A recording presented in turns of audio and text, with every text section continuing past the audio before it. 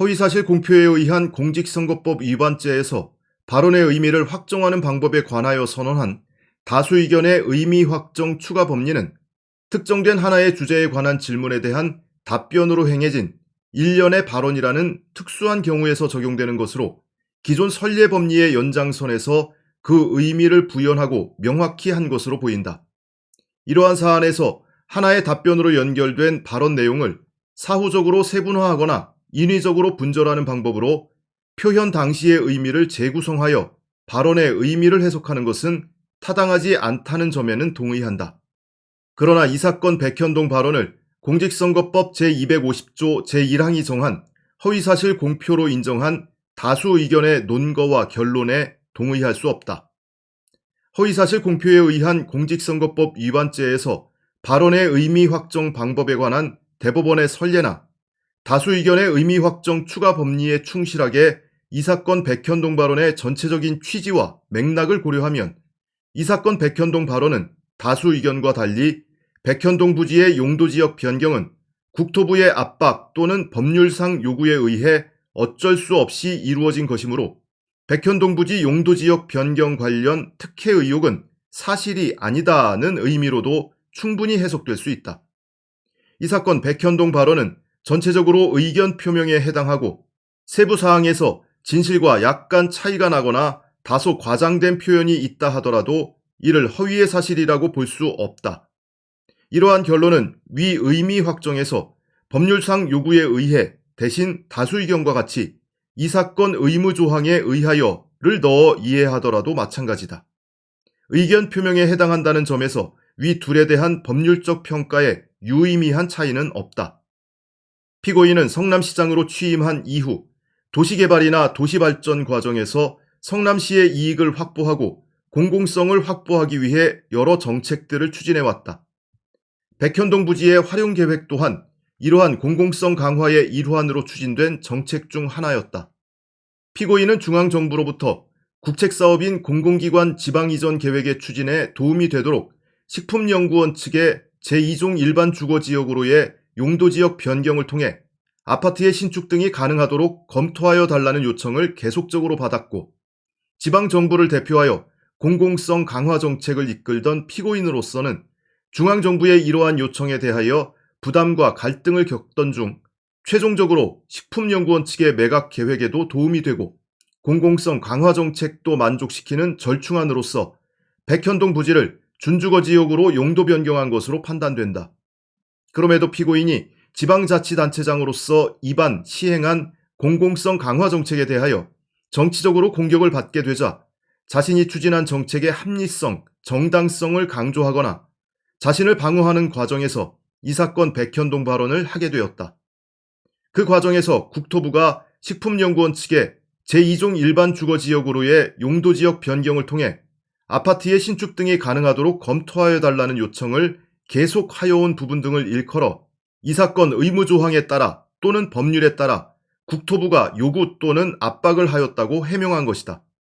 국토부가 이 사건 의무조항을 직접적인 근거로 하여 제2종 일반 주거지역으로의 용도지역 변경을 요청한 적은 없지만 이 사건 의무조항에 따른 여러 권한을 가지고 있고 그 실행도 검토한 적이 있는 국토부가 위와 같은 요청을 하였을 때 피고인으로서는 백현동 부지의 용도지역 변경에 대한 정치적 책임을 이 사건 의무조항에 따라 또는 법률에 따라 요구 또는 압박을 한 국토부에 미루는 발언을 할 수도 있는 것이다.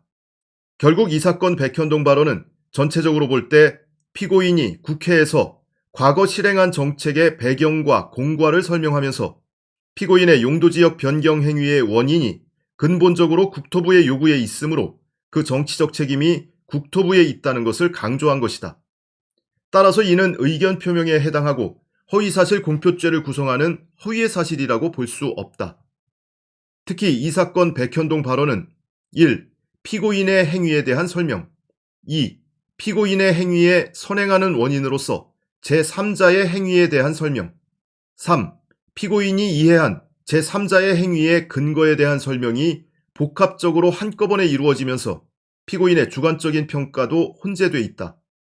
이처럼 형사처벌 여부가 문제되는 표현이 사실을 드러낸 것인지 아니면 의견이나 추상적 판단을 표명한 것인지 단정하기 어려운 표현인 경우에는 원칙적으로 의견이나 추상적 판단을 표명한 것으로 보는 것이 그동안 선거의 공정과 선거운동의 자유 사이에서 정치적 표현의 자유를 확장하기 위해 노력해온 대법원 판결예의 확고한 흐름에도 부합하는 해석이다. 아래에서 자세하게 살펴본다. 먼저 다수 의견은 이 사건 백현동 발언이 공소사실 4, 5 발언 외에 다른 의미로 해석될 수 없음을 전제로 하고 있다. 그러나 이 사건 백현동 발언은 원심의 해석과 같이 다의적으로 해석될 수 있으므로 다른 합리적 해석의 가능성을 배제한 채 공소사실 4, 5 발언에 부합하는 취지로만 제한적으로 해석할 수 없다. 원심의 판단 방법에 이 사건 백현동 발언을 지나치게 세세히 구분하여 분석하는 등 일부 잘못이 발견되기는 하지만 전체적인 취지와 맥락 등을 일반 선거인의 관점에서 통상적인 방법으로 해석하여 살펴보더라도 이 사건 백현동 발언은 원심과 마찬가지로 백현동 부지의 용도지역 변경은 국토부의 압박 또는 법률상 요구에 의하여 어쩔 수 없이 한 것이므로 용도지역 변경과 관련한 특혜 의혹은 사실이 아니다는 것으로 해석될 여지가 더 크다. 그러한 발언 중에 한 번 언급된 이 사건 의무조항, 직무유기, 협박 등의 단어는 이러한 발언의 전체적인 취지를 설명하기 위한 배경사실 또는 세부 논거로 볼 수 있다. 다수 의견은 이 사건 백현동 발언에 대한 원심의 의미 확정 방법에 대하여 다수 의견의 의미 확정 추가 법리를 내세워 비판하면서도 정작 다수 의견 스스로 이 사건 백현동 발언의 전체적인 의미와 맥락을 고려하지 않고 인위적으로 일부 발언만 떼어내어 그 의미를 전체 발언의 내용인 것처럼 확장하여 해석하거나 다의적으로 해석될 수 있는 이 사건 백현동 발언에 관하여 다른 합리적 해석의 가능성을 배제하는 모순적이고 협소한 논리를 전개하고 있다. 다수 의견과 같이 이 사건 백현동 발언 전체를 공소사실 4, 5 발언으로만 해석하는 것은 다의적 의미를 담고 있는 정치적 의견에 해당하는 이 사건 백현동 발언을 피고인에게 불리한 방향으로 공소사실에 부합하는 취지로만 좁게 해석하는 것으로서 대법원의 선례뿐만 아니라 다수 의견의 의미 확정 추가 법리에도 부합하지 않는 것이므로 동의할 수 없다. 이 사건 백현동 발언에 이르기까지의 경위를 본다. 원심 판결 이유와 원심이 적법하게 채택하여 조사한 증거에 따르면 다음 사실을 알 수 있다. 국토부는 2006년경 공공기관 지방이전 계획을 발표하면서 성남시 소재 5개 공공기관인 식품연구원, LH, 한국전력공사 KPS, 한국가스공사, 한국도로공사를 수도권에서 수도권이 아닌 지역으로 이전하는 이전 공공기관으로 선정하였다. 식품연구원은 청사 소재지를 전북 혁신도시로 이전할 계획이었고 그 이전 자금을 마련하기 위해 백현동 부지를 민간에 매각하기로 하여 2011년 8월경부터 2013년 4월경까지 백현동 부지에 대해 총 8차례에 걸쳐 입찰을 진행하였으나 모두 유찰되었다. 식품연구원은 백현동 부지를 매각하지 못하다가 2014년 1월경 주식회사 아시아디벨로퍼로부터 부지 매각을 제안받고 2014년 1월 28경 아시아디벨로퍼와 2140억 원의 백현동 부지 등을 아시아디벨로퍼에 매각하고 아시아디벨로퍼는 백현동 부지 등 활용을 위한 각종 인허가를 추진하며 식품연구원은 아시아디벨로퍼의 업무에 협조한다는 취지의 합의서 MOU를 작성했다. 한편 2011년 5월 30일 혁신도시법 제43조 제3항이 개정되면서 종전부동산을 매입할 수 있는 기관이 지방자치단체, 매입공공기관 또는 지방공기업으로 확대됐고 2011년 6월 29일 혁신도시법 시행령 제36조가 개정되어 매입공공기관으로 기존의 LH의 한국자산관리공사와 한국농어촌공사가 추가됐다. 성남시장인 피고인은 2011년부터 2013년까지 기자회견, 언론 인터뷰 등을 통하여 성남시는 백현동 부지를 포함하여 이전 공공기관 종전 부지에 대기업 및 R&D 센터를 유치할 예정이고 대기업 및 R&D 센터가 입지 희망 시 용도지역 변경을 적극 검토할 것이나 중앙정부가 이전 공공기관 종전 부지를 쉽게 팔기 위해서 성남시의 방침과 달리 매각 및 토지 이용계획 변경을 강행할 경우 제반 행정 절차에 협조하지 않겠다는 의사를 밝혔다.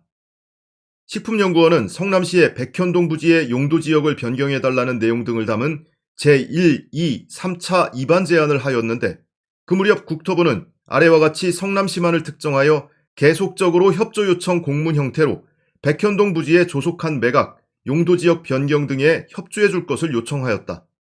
성남시는 식품연구원의 제1차, 2차 입안 제안에 대하여 R&D 용지 비율이 낮아 백현동 부지에 R&D 센터 등을 조성하려는 성남시의 상위 계획에 부합하지 않는다는 이유 등으로 반려하였다. 식품연구원이 2014년 4월 22일 제1차 입안 제안을 하자 국토부가 2014년 5월 21일 성남시에 종전부동산 매각 관련 협조 요청이라는 제목의 공문을 보냈다. 성남시의 제1차 입안 제안 거절 후 식품연구원이 2014년 9월 2일 제2차 입안 제안을 하자 국토부가 2014년 10월 1일 성남시에 종전부동산 매각 관련 협조 요청이라는 제목의 공문을 보냈다. 성남시의 제2차 입안 제안 거절 후 식품연구원이 2015년 1월 22일 제3차 입안 제안을 하자 국토부가 2015년 1월 26일 성남시에 종전부동산 용도 변경 등 협조 요청이라는 제목의 공문을 보냈다.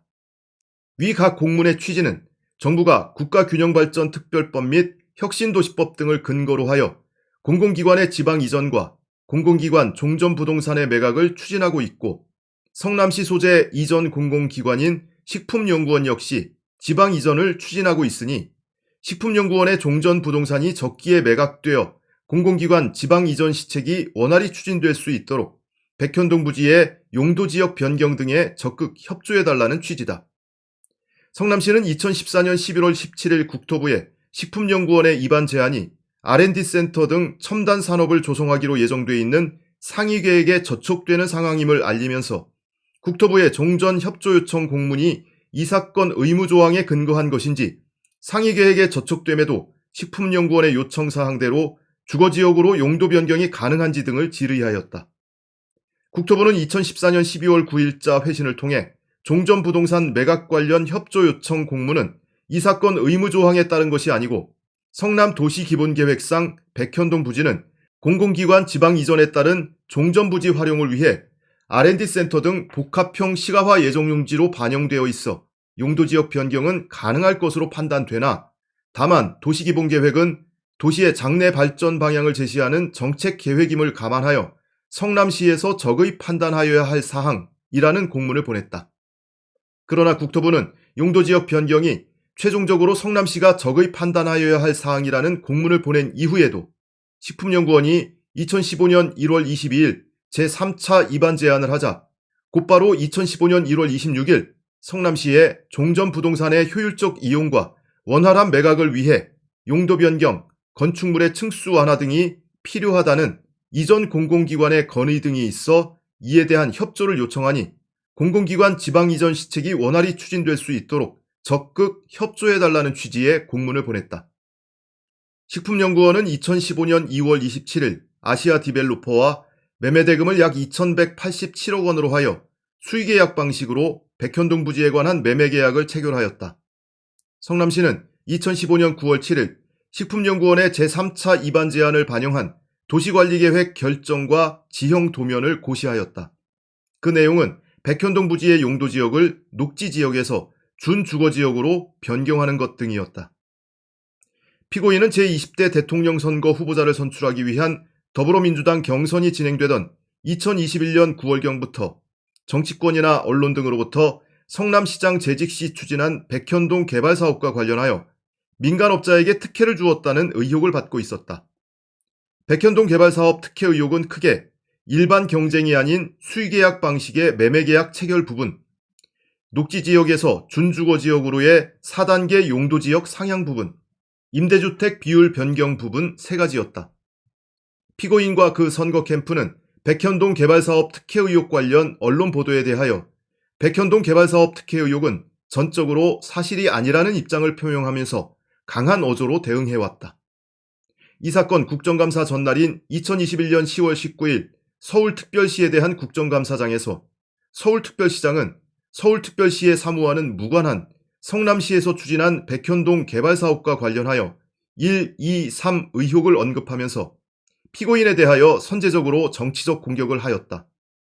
서울특별시장은 발언 도중에 미리 준비한 백현동 부지 관련 패널을 들어보였고 그 패널의 제목은 성남시 백현동 개발 관련 3대 특혜 의혹이었으며 그 아래 3개의 소제목 중 4단계 용도지역 상향 특혜가 기재되어 있었다. 그 다음날 이루어진 이 사건 국정감사에서 질의자인 문진석 의원은 전날 서울특별시장이 들어보인 패널과 동일한 패널을 제시한 후 피고인에게 제기된 3가지 백현동 개발사업 특혜 의혹 전반을 설명하면서 백현동 부지 관련 특혜 의혹 제기가 모두 조작된 것이고 백현동 부지 개발 사업은 박근혜 정부의 정부기관 지방 이전 정책에 성남시가 따르고 협조한 것이 전부라고 말하였다. 그리고 이어서 지사님, 백현동 사업에 특혜를 줬다고 생각하십니까? 백현동 개발 사업에 지사님께서 성남시장 시절에 특혜를 줬다고 생각하시냐는 것을 제가 묻고 있습니다. 라고 질의하여 당시 확산되고 있던 백현동 개발 사업 관련 특혜 의혹에 대한 피고인의 전면적인 입장 표명을 구하였다. 이에 대하여 피고인은 전혀 사실이 아닙니다. 그것은 국토부가 요청해서 한 일이고 공공기관 이전 특별법에 따라서 저희가 응할 수밖에 없는 그런 상황입니다. 는 발언을 시작으로 이 사건 백현동 발언을 하였다. 이어진 발언에서 피고인은 백현동 부지의 용도지역 변경 과정과 그 원인을 설명하였다. 이어진 설명 과정에서 피고인은 국토부의 용도지역 변경 요구의 세부적인 형태로 국토부가 성남시에 5개 이전 공공기관 종전 부지에 대하여 보낸 용도지역 변경 관련 공문을 국토부가 이 사건 의무조항을 가지고 만약 용도지역 변경을 안 해주면 직무유기 이런 것을 문제 삼겠다고 협박을 하였다는 내용을 국토부가 백현동 부지에 대하여 보낸 별도 지시 공문을 언급하였다. 마지막으로 발언을 정리해달라는 요청을 받은 피고인은 백현동 부지 용도지역 변경 특혜 의혹뿐만 아니라 백현동 개발사업 특혜 의혹 전반에 대하여 해명하면서 백현동 개발사업 특혜 의혹은 사실이 아니라는 피고인의 의견 또는 입장을 표명하였다.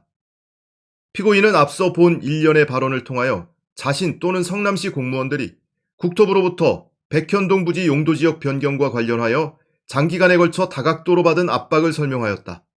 그리고 여러 번 있었던 국토부의 용도지역 변경 요구를 공문, 국토부 협박 발언, 별도의 지시 공문 등에 의한 요구였음을 언급하였다. 결론적으로 피고인은 이러한 국토부의 계속된 요구를 접하면서 국토부의 용도지역 변경 요구를 법률에 근거한 요구로 이해하여 불가피하게 또는 어쩔 수 없이 따를 수밖에 없었다는 자신의 입장을 설명하였다. 이 사건 백현동 발언의 원문은 아래와 같다. 두 번째, 4단계 용도지역 상향 특혜라고 합니다. 누가 성남시에 용도 변경을 요청했는지 아십니까? 2014년 4월 22일 박근혜 정부의 국토부가 용도 변경을 요청했습니다. 정부의 협조 요청에 용도지역 변경을 승인해 준 것인데 이것을 왜 이재명 지사의 특혜라고 묻는 겁니까? 이것도 국힘의 조작입니다. 백현동 개발 사업은 박근혜 정부의 정부 기관의 지방 이전 정책에 성남시가 따르고 협조한 것이 전부입니다. 공공기관 이전. 지사님, 백현동 사업에 특혜를 줬다고 생각하십니까? 죄송합니다. 네. 네, 백현동 개발 사업에 우리 성남시 지사님께서 성남시장 시절에 특혜를 줬다고 생각하시냐는 걸 제가 묻고 네. 있습니다. 전혀 사실이 아닙니다. 그거는 국토부가 요청해서 한 일이고 공공기관 이전 특별법에 따라서 저희가 응할 수밖에 없는 그런 상황입니다. 좀 자세히 설명드려도 될까요? 네, 좀 설명해 주십시오. 네. 지금 이 식품연구원은 당시 공공기관 이전 5개 대상지 중에 하나였습니다. 당시의 정부 방침은 뭐였냐면 똑같습니다. 이거를 민간에 매각해서 민간이 주상복합을 지어서 분양 사업을 할 수 있게 해주자가 이 당시 정부의 입장이었고 저희한테도 공문이 왔습니다. 앞으로 5개 공공기관 부지에 대해서는 정부가 요청하면은 다 바꿔줘라. 주상복합을 지을 수 있도록. 그래서 당시에 제가 기자회견을 했습니다. 뭐라고 했냐면 토지 용도 변경을 해가지고 분양 수익을 수천억씩 취득하는 건 성남시로서는 허용할 수 없다. 반드시 성남시는 일정한 수익을 우리가 확보하고 주거단지가 아니라 업무시설을 유치하겠다. 이렇게 입장을 발표했습니다. 그럴 때 국토부에 저희한테 다시 이제 일종의 압박이 왔는데 그거 국토의 공공기관 이전 특별법에 보면은 43조 6항이 있다. 국토부 장관이 도시관리계획 이거 변경 요구하면은 지방자치단체장은 반영해야 된다. 의무조항을 만들어놨습니다. 이걸 가지고 만약에 안 해주면 직무유기 뭐 이런 걸 문제 삼겠다고 협박을 해서 제가 그때 낸 아이디어가 뭐냐면 반영은 해주는데 다 해주란 말은 없으니까 조금만 반영해 주겠다. 이렇게 또 다 기자회견을 해가지고 이거 사셔도 건축 허가 안 해줍니다. 요만큼만 해줍니다. 요만큼만 바꿔줍니다 해서 사실은 성남시 공공기관 이전 부지 5곳이 매각이 몇 년 동안 불발됐던 거예요. 그래서 결론은 도로공사는 성남 판교 테크노밸리 2, 제2판교 테크노밸리로 개발했고 LH 부지는 서울대가 500억 싸게 인수해서 의생명 단지를 만들어서 지역 경제에 도움이 되고 있고 나머지 이 백현 이 부분은 그냥 임대 아파트, 아파트 분양하겠다고 해서 저희가 해주지 마라라고 버티다가 결국 다시 또 국토부가 식품연구원에 대해서만 별도의 공문을 보냈습니다. 뭐라고 보냈냐면 종전부동산 활용용도 제한 등으로 매각에 어려움이 있다. 그러니까 애로사항 해소를 위해서 적극 참여해라. 도시계획 규제를 해제하고 발굴해라.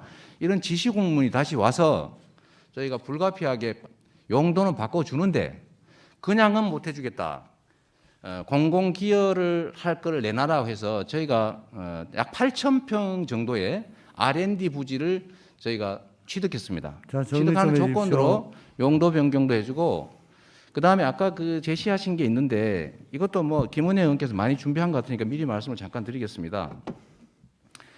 이걸 매각한 것은 성남시 소유지가 아니고 공공기관 식품연구원 자체가 판 것이고 용도를 바꿔준 건 국토부의 법률에 의한 요구에 따라 어쩔 수 없이 한 것이고 대신에 분양을 임대로 바꿔달라는 것은 식품연구원이 요청을 했는데 그 이유는 매각 조건에 용도를 바꿔주고 인가를 도와준다는 부대 조건이 있어서 식품연구원이 저희한테 요청했던 거고 이건 역시 법률에 의한 요구이기 때문에 저희가 바꿔주고 대신에 현재 시세로 최하 1,000억, 1,500억 정도 되는 성남시 공공용지를 확보했다.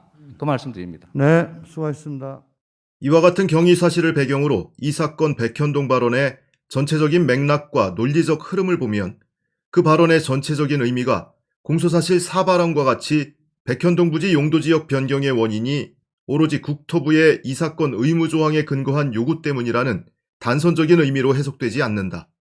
국토부 협박 발언 다음에 곧바로 이어진 발언 내용을 보면 국토부가 이 사건 의무조항을 가지고 만약에 용도지역 변경을 안 해주면 직무유기를 문제 삼겠다는 협박을 하였으나 그럼에도 국토부의 요구를 조금만 반영하는 방식으로 버티어 성남시 소재 공공기관 5개 종전 부지가 몇 년에 걸쳐서 민간업체의 매각이 불발되었다.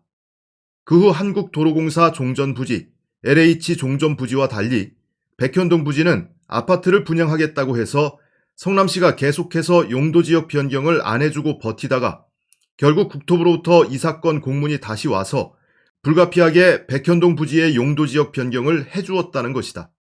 이러한 발언의 전체적인 내용과 논리적 흐름을 보면 발언의 전체적 취지는 피고인 또는 성남시가 국토부로부터 장기간에 걸쳐 다각도로 백현동 부지의 용도지역 변경과 관련하여 여러 형태의 요구를 받았고 그럼에도 계속적으로 버티다가 최종적으로 용도지역 변경을 할 수밖에 없었던 순차적인 상황을 설명한 것이라고 이해된다. 이 사건 백현동 발언 중 국토부 협박 발언은 피고인이 국토부의 이 사건 의무조항 등을 배경으로 한 법률상 요구로 어쩔 수 없이 백현동 부지의 용도지역을 변경하게 되었다고 설명한 국토부의 여러 형태의 요구 중 하나로 언급된 것에 불과하다. 이 부분 발언만을 떼어내어 발언의 전체적인 의미인 것처럼 확장 해석하는 것은 신중할 필요가 있다. 국토부 협박 발언에서 나온 이 사건 의무조항, 직무유기 협박이라는 용어는 국토부의 여러 형태의 용도지역 변경 요구를 설명하면서 사용됐다. 이 사건 백현동 발언을 전체적으로 접한 선거인으로서는 피고인의 국토부 협박 발언을 피고인이 설명한 국토부의 여러 요구 중 하나의 예시로 받아들였을 가능성이 있다. 이 사건 의무조항, 직무유기 협박과 같은 단어가 일반 선거인에게 강한 인상을 남길 수 있다는 점은 부인할 수 없다. 그러나 당시 정치적으로 더불어민주당과 치열한 경쟁 관계에 있던 정당의 당원인 서울특별시장이 서울특별시에 대한 국정감사 과정에서 서울특별시 사무와 무관한 백현동 개발사업 특혜 의혹을 적극 제기하면서 피고인에 대한 정치적 공세를 하고 있었으므로 피고인으로서는 그에 대해 다급하게 방어할 필요가 있었다. 이러한 양측의 정치적 공격과 방어는 사회 통념상 선거운동의 자유 범위 내의 것이라고 할 수 있다. 이러한 단어가 주는 인상도 이러한 정치적 상황이나 이 사건 백현동 발언 전체의 맥락과 취지와의 연관 아래에서 고려해야 한다. 앞서 본 바와 같이 피고인은 이 사건 백현동 발언을 통해 그 당시 불거진 특혜 의혹에 대해서 자신이 성남시장으로서 백현동 부지 개발 등과 관련하여 정책을 추진, 결정, 실행했던 사항들을 구체적으로 설명하면서 장기간에 걸쳐 다각도로 행해진 국토부의 용도지역 변경 요구를 강력한 방어의 어투로 표현한 것이다. 이와 같이 전체 발언 중 일부에 불과하고 반복하여 언급되지 않은 국토부 협박 발언을 다른 발언 내용과 떼어내어 이 사건 백현동 발언의 핵심적인 의미인 것처럼 확대 해석하는 것은 발언의 전체적인 의미를 왜곡할 수 있다. 이 사건 백현동 발언은 모든 국민의 관심이 집중되고 각 정치 진영 간 갈등이 고조, 가열되어 있는 대통령 선거라는 고도의 정치 영역에서 정치적 공격과 방어 과정에서 나온 것이다. 발언 안에는 과장이나 진실과 다소간 차이가 나는 표현들이 두루 섞여 있다. 이러한 발언들의 의미를 엄격하게 해석하여 규제하는 것은 스스로 정보를 분석, 판단할 수 있는 일반 선거인의 정치적 결정권 행사에 오히려 지장을 준다. 정치적 갈등과 분쟁은 가급적 정치의 영역에서 해소돼야 하고 그 과정에서 나온 다소 부적절한 표현들은 사법권의 개입이 아닌 선거인의 투표를 통한 심판에 의하여 규제돼야 한다. 다수 의견은 이 사건 백현동 발언을 의견 표명으로 볼 수 없고 허위 사실을 공표한 것이라고 주장한다.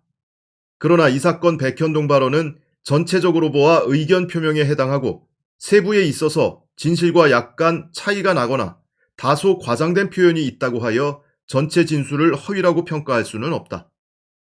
공직선거법 제250조 제1항에서 말하는 사실의 공표란 가치 판단이나 평가를 내용으로 하는 의견 표현에 대치되는 개념으로 시간과 공간적으로 구체적인 과거 또는 현재의 사실관계에 관한 보고나 진술을 의미하며 그 표현 내용이 증거에 의해 증명이 가능한 것을 말한다.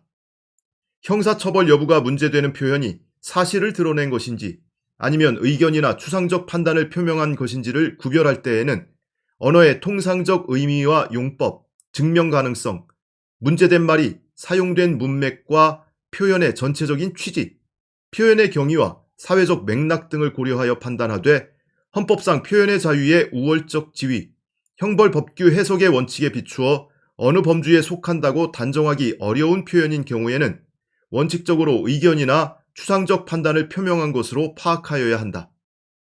공표된 사실의 내용 전체의 취지를 살펴볼 때 중요한 부분이 객관적 사실과 합치되는 경우에는 세부에 있어서 진실과 약간 차이가 있거나 다소 과장된 표현이 있다고 하더라도 이를 허위의 사실이라고 볼 수 없고 의견과 사실이 혼재되어 있는 표현에 대하여는 이를 전체적으로 보아 사실을 공표하였는지 여부를 판단하여야 한다. 이 사건 백현동 발언은 대통령 선거의 후보자인 피고인이 자신에게 제기된 정치적 의혹에 대하여 자기 자신을 방어하는 맥락에서 이루어진 발언이므로 이 사건 백현동 발언에 표현된 용도지역 변경의 원인에 대한 법적 평가 역시 위와 같은 입장 표명의 맥락 또는 연장선에서 이루어져야 한다. 앞서 살펴본 것처럼 당시 서울특별시장이 서울특별시에 대한 국정감사 과정에서 서울특별시 사무와 무관한 백현동 개발사업 특혜 의혹을 적극 제기하는 정치적 공세를 하는 상황이었기에 피고인이 그에 대해 다급하게 방어하는 과정에서 백현동 부지의 용도지역 변경 과정과 그 원인을 설명할 필요가 있었다. 피고인이 하고자 한 말의 핵심은 백현동 부지 용도지역 변경과 관련한 특혜 의혹은 사실이 아니다는 것이고 구체적 내용으로서 국토부의 압박 또는 법률상 요구에 협조하여 백현동 부지의 용도지역 변경이 이루어진 것이지 피고인 또는 성남시가 주도한 용도지역 변경이 아니다라는 점을 밝혔다.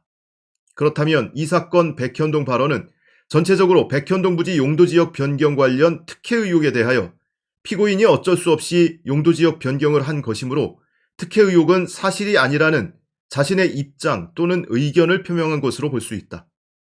이 사건 백현동 발언은 발언자 자신의 행위와 관련하여 그 원인이 제3자의 행위에 있음을 지목하는 내용이라는 특징을 가지므로 이를 고려하여야 한다. 피고인의 용도지역 변경 행위는 진실임을 전제로 하여 그 행위의 원인으로 지목된 제3자의 행위가 존재하는지, 국토부의 행위가 피고인의 용도지역 변경 행위의 원인인지가 문제된다. 이때 행위의 원인으로 지목된 제3자의 행위가 존재하는 경우 객관적으로 제3자의 행위가 유일한 원인이 아니더라도 발언자의 입장에서 볼 때 인과관계를 인정할 여지가 일부라도 있다면 제3자의 행위를 원인으로 지목한 발언을 함부로 허위의 사실이라고 판단하면 안 된다. 적어도 제3자의 행위가 원인이 되는 여러 요소 중에 하나라면 발언자는 이를 더 중요한 요소로 부각하여 제시할 수도 있으므로 이를 허위라고 단정할 수는 없다. 이러한 행위의 인과관계에 관한 진술은 사실에 관한 진술과 원인을 둘러싼 평가나 의견에 관한 진술이 혼재되어 있는 경우가 많기 때문이다. 검사가 이 사건 백현동 발언 중 허위사실 공표로 기소한 부분은 피고인 행위의 원인을 설명한 부분이 허위라는 것이다. 그렇다면 이 부분에서 허위성을 판단하는 핵심은 용도지역 변경 행위의 원인, 즉 인과관계에 관한 진술이 허위의 사실인지에 있다. 원심이 자세히 설시한 백현동 부지의 용도지역 변경 과정을 보면 피고인이 성남시의 원래 방침과 달리 주거단지 조성이 가능하도록 백현동 부지의 용도지역 변경 결정을 한 것은 사실이고, 그와 같이 최종적으로 용도지역 변경 결정을 하게 된 것은 국토부의 장기간에 걸친 압박 또는 이 사건 의무조항 등을 배경으로 한 법률상 요구가 그 원인으로서 상당한 비중을 차지하였을 가능성이 충분히 있다. 국토부는 2014년 12월 9일자 공문 이전에 2012년경 혁신도시법 제43조 제3항에 기하여 한국자산관리공사 등 공공기관의 매입을 타진하는 등 이 사건 의무조항 적용에 전제가 되는 절차를 진행하려 하였다. 그 이후로도 이러한 권한을 배경으로 하여 성남시에 대하여 식품연구원과 아시아디벨로퍼의 제2종 일반 주거지역으로의 용도지역 변경 신청을 허용하여 이를 지원하여 달라는 취지의 태도와 입장을 계속적으로 보여왔다. 성남시는 오랜 기간 이전 공공기관 종전 부지를 민간업자에게 매각하는 정부의 방침에 반대하여 왔고, 백현동 부지를 R&D 센터 등 첨단 산업단지로 조성할 계획이었다. 성남시와 식품연구원, 국토부 사이에 2014년 12월 9일자 공문 이전에 장기간에 걸쳐 주고받은 공문 등을 보면 피고인은 당초의 성남시 계획을 반영하여 R&D 용지 비율을 최대한 확보함으로써 성남시의 이익을 추구하였음이 드러난다. 그 과정에서 국토부로부터 제2종 일반 주거지역으로의 용도지역 변경과 관련한 거듭된 요구가 잇따르자 결국 R&D 용지 비율을 최대한 확보하려는 성남시의 이익과 주거용지 비율을 최대한 확보하려는 식품연구원의 요구 사이에서 절충적 방안으로서 준주거지역으로의 용도지역 변경을 택한 것으로 보인다. 성남시가 내부적으로 백현동 부지의 용도지역 변경을 자체적으로 검토한 부분이 있다고 하더라도 이는 식품연구원의 계속된 용도지역 변경 요구와 이 사건 의무조항 등 혁신도시법 제43조에 기한 권한을 가지고 있는 국토부가 식품연구원 측 용도지역 변경 신청에 힘을 실어주는 요청을 거듭하자 피고인의 발언처럼 더 이상 버티기 어려워 성남시의 이익을 최소한이라도 확보하기 위해 나름의 방안을 모색한 것일 수도 있다. 국토부가 위와 같이 용도지역 변경 협조 요청, 신속한 매각을 재촉하지 않았다면 성남시로서는 시간이 걸리더라도 성남시가 원하는 방향으로 R&D 용지를 더 많이 확보하거나 업무시설을 유치하여 성남시의 원래 방침에 부합하도록 백현동 부지를 활용하였을 가능성을 배제할 수 없다. 이와 같이 피고인의 용도지역 변경 행위의 원인은 여러 가지가 있을 수 있다. 아래 표는 그러한 원인과 영향의 예시이다. 국토부가 2014년 12월 9일자 공문 이전에 매입 공공기관의 매입 의견을 조회하는 등 이 사건 의무조항 적용의 전제가 되는 절차를 진행한 적이 있고, 이 사건 의무조항을 적용할 권한을 가진 국토부의 계속된 협조 요구가 피고인의 행위에 대한 원인 중의 하나로 인정할 수 있는 이상 피고인이 비록 모든 사항을 고려하여 지방자치단체장의 권한을 행사하여 용도지역 변경을 한 것이더라도 정치적으로 자신의 정책 집행의 정당성을 주장하기 위하여 국토부의 요구를 원인으로 지목한 것을 두고 이를 허위라고 볼 수는 없다. 다수 의견은 국토부가 2014년 12월 9일자 공문에서 이 사건 의무조항에 기한 사항이 아님을 명시적으로 밝혔으므로 국토부의 그 이전의 행위들은 그 이후에 성남시의 용도지역 변경과 인과관계가 단절되었고 그 이후로 국토부가 이 사건 의무조항에 의한 용도지역 변경을 요구한 적이 없는 이상 피고인이 자신의 용도지역 변경 행위의 원인으로 지목한 국토부의 용도지역 변경 요구 행위는 더 이상 존재하지 않으며 피고인의 행위의 원인으로 작용하지도 않았다는 입장으로 볼 수 있다. 피고인은 위 공문을 받은 이후에 용도지역 변경 결정을 하였으므로 피고인의 행위는 위 공문을 받기 이전의 국토부의 행위나 입장과는 인과관계가 단절된 후에 피고인의 독자적이고 자체적인 판단에 의한 것이므로 국토부의 요구를 용도지역 변경의 원인으로 지목하는 것은 허위라고 보는 것이다. 그러나 국토부는 2014년 12월 9일자 공문 이전에 한국자산관리공사 등 공공기관의 매입을 타진하는 등 이 사건 의무조항 적용의 전제가 되는 절차를 진행하려 하였다. 그 이후로도 이러한 권한을 배경으로 제2종 일반 주거지역으로서의 용도지역 변경을 허용하도록 지원하여 달라는 취지의 태도와 입장을 계속적으로 성남시에 보여왔다. 성남시가 2014년 11월 17일자 공문으로 국토부에 종전 협조 요청 공문이 이 사건 의무조항에 근거한 것인지 등을 질의하였던 것을 보더라도 성남시로서는 국토부의 위와 같은 입장을 이 사건 의무조항을 배경으로 한 것으로 이해하고 있었음을 보여준다. 성남시로서는 2014년 12월 9일자 공문 이후에도 그 이전의 요구를 계속 거절할 경우 국토부가 다시 이 사건 의무조항을 실행하려는 방향으로 돌아갈 것을 염두에 두지 않을 수 없었을 것이다. 다수 의견의 논리는 2014년 12월 9일자 공문 전후에 이러한 사정을 용도지역 변경 행위의 원인으로부터 완전히 단절시켜 판단하는 것으로서 부당하다. 이는 이 사건 백현동 발언이 표현된 전체적인 취지와 맥락을 충분히 고려한 것도 아니고 일반 선거인이 그 표현을 접하는 통상의 방법에 부합하는 해석도 아니므로 동의할 수 없다. 다수 의견이 취한 논리는 피고인의 행위에 관한 진술의 허위성을 판단할 때 마치 형사사건에서 유무죄를 놓고 행위와 결과 사이의 인과관계를 판단하거나 민사상 불법 행위에서 상당 인과관계를 판단할 때와 유사한 태도이다.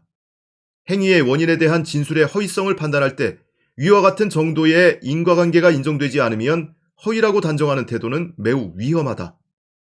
행위의 인과관계를 설명하는 발언은 행위자의 주관적인 평가가 많이 가미될 수밖에 없는 영역으로서 허위성 판단에서 사실과 의견의 중간 영역에 존재하는 경우가 많기 때문이다.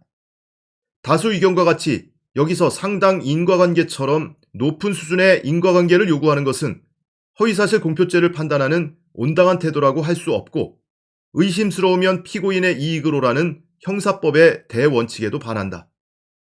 이와 같이 피고인이 성남시를 대표하여 최종적으로 백현동 부지의 용도지역 변경을 결정하게 된 원인에 여러 가지 요소가 복합적으로 작용한 것이라면 그 원인을 하나로 특정하기란 쉽지 않다. 피고인으로서는 지방자치단체장으로서 지속적으로 추진한 정책이 일부 좌절되는 과정에서 자신의 정책 방향과는 다른 국토부의 압박이 가장 큰 원인이 되었다고 여길 수 있다. 대통령 선거의 후보자인 피고인이 민간업자에게 특혜를 주기 위해 백현동 부지의 용도지역을 변경해 준 것이라는 공격을 받고 있는 상황에서 그러한 의혹이 사실이 아님을 강조할 필요가 있었던 점을 고려하면 최종적인 결정에 이르게 된 원인에 상당한 비중을 차지한 국토부의 요구를 용도지역 변경의 원인으로 보아 어쩔 수 없이 백현동 부지의 용도지역을 변경하게 된 것이라고 표현한 것이 허위의 사실이라고 보기는 어렵다. 지방자치단체장으로서 피고인은 자신의 권한에 따라 정책을 입안하고 집행하는 과정에서 정치적, 법률적, 행정적 요소에 따라 국가 또는 상위 지방자치단체장과 사이에 협력 또는 긴장관계를 경험하게 되고 국토부 등과의 조율 아래 자신이 가진 재량권을 적절히 행사하여 자체적으로 최종적인 결정을 하게 된다. 이 사건 용도지역 변경 행위도 그러한 과정의 하나일 뿐 특별히 위법적 요소가 있다거나 이례적인 것이라고 볼 정도는 아니다. 피고인이 자신의 용도지역 변경 행위의 원인이 국토부의 이 사건 의무조항 등을 배경으로 한 법률에 따른 요구라고 발언한 것은 내용의 적정성을 떠나서 그 정치적 책임이 궁극적으로 국토부에 있다는 것을 강조한 언급으로 이해하여야 한다. 이와 같이 이 사건 백현동 발언의 핵심적 부분을 허위라고 볼 수 없는 이상 거기에 포함된 과장된 일부 표현을 근거로 허위사실 공표죄로 처벌할 수 없다. 피고인이 자신의 용도지역 변경 행위의 원인으로 지목한 국토부의 행위나 국토부의 행위의 근거로 지목한 이 사건 의무 조항은 사실인지 피고인의 의견인지 모호한 영역에 속해 있다. 발언자는 자신의 행위의 원인에 대하여 자신에게 중요하게 부각된 것을 내세워 강조할 수밖에 없다. 이 사건 또한 피고인이 백현동 부지의 용도지역 변경 과정과 관련하여 여러 차례 객관적인 사실관계에 근거한 해명을 하였음에도 정치적 공격이 계속되자 자신의 방어를 위해 해명에 필요한 부분을 강조한 것에 불과하다. 국토부가 2014년 12월 9일자 공문 이전부터 용도지역 변경과 관련하여 해온 여러 행위들은 중앙정부의 재정적 지원 없이는 자신의 정책을 펼칠 수 없는 지방자치단체장에게 상당한 수준의 압박으로 느껴질 수 있다. 국토부 공무원들이 피고인 또는 성남시를 상대로 직무유기를 문제 삼겠다는 협박까지 하였다는 발언은 피고인이 국토부와의 갈등 상황에서 느꼈던 압박감, 피고인이 추진했던 정책이 좌절된 행위의 원인에 대한 자신의 의견 등을 설명하는 과정에서 성남시가 국토부로부터 받은 상당한 강도의 압박을 과장하여 표현한 것으로 볼 수 있고 이를 허위의 사실이라고 단정하기 어렵다.